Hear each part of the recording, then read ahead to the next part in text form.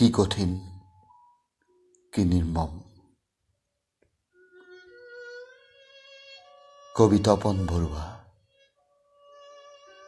আবৃত্তি সুকুমাৰ চেতিয়া।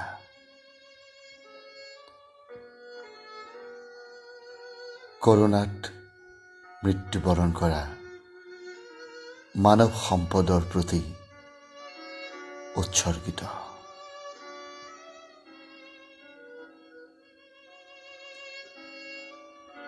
এই সংক্ৰমণ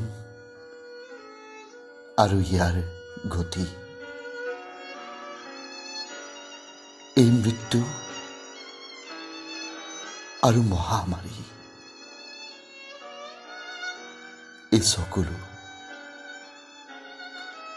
আৰু এই ৰাতিৰ ছায়া,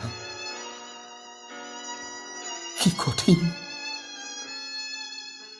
কি নিৰ্মম।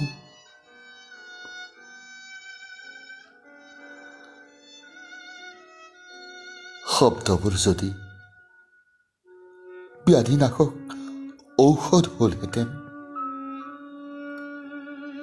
শব্দবোৰ যদি নৈশব্দ ৰেখাৰ মাত হ'লহেঁতেন,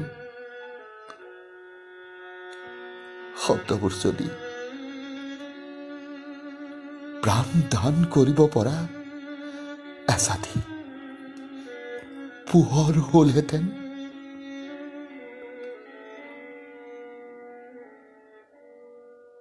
ফুল বুলি ছটিয়াই নিদিলোহেঁতেন এইদৰে, বগা চাদৰেৰে ঢকা তোমালোকৰ বুকুলৈ।